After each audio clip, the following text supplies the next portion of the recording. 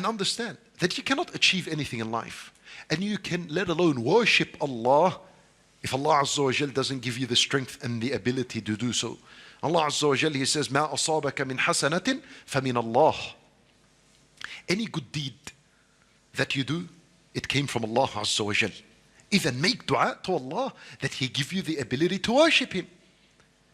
Allah Azza wa Jal, He says about the believers when they enter the paradise, وَقَالُوا الْحَمْدُ لِلَّهِ الَّذِي هَدَانَا لِهَذَا وَمَا كُنَّا لِنَهْتَدِي لَوْلَا أَنْ هَدَانَ اللَّهِ.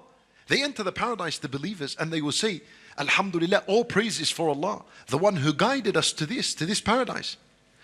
And we would have never ever been guided had it not been for the guidance of Allah for us. Heather, in the paradise, we're going to acknowledge that no way we could have been here without Allah's guidance to us. You understand why Ihdina as-sirat al-mustaqim is 17 times a day at least. Hatta da'wah that we do. Heather, I'm speaking to you now, it can only happen by Allah's permission.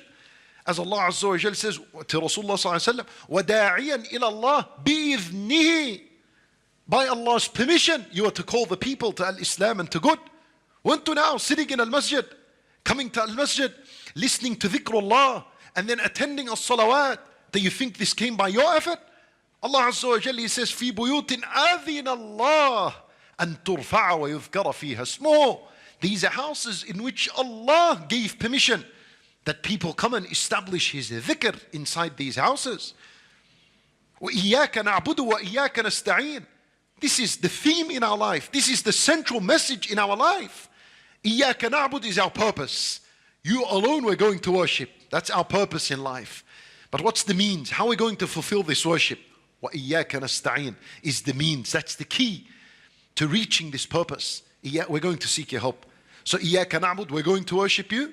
How are we going to do that? وَإِيَّاكَ نَسْتَعِينَ, we're going to always seek your help. This is why Nabi sallallahu alayhi wa sallam would teach the companions, after your salat, say, Allahumma a'inni ala dhikrika wa shukrika wa husni ibadatik. Oh Allah, give me the ability and the power and the strength.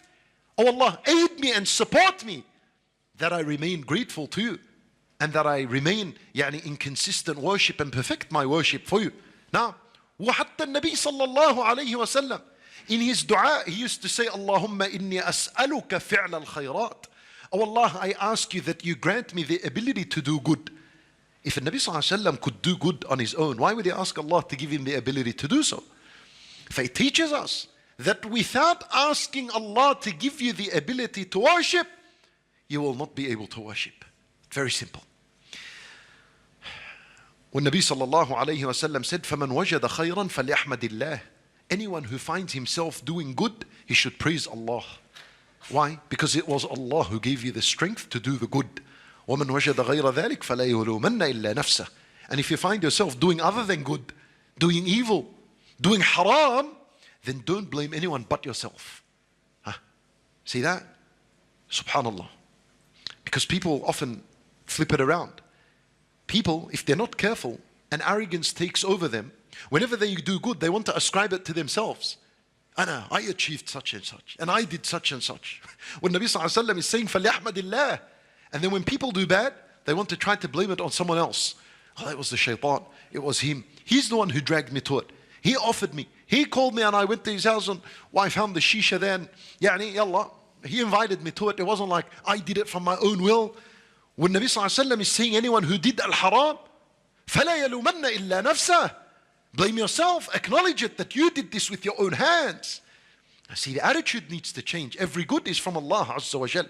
So if you're planning on doing good in Ramadan, stop. You cannot do any good except by His permission and His help. So turn and ask Him subhanahu wa ta'ala to give you the ability to do that good.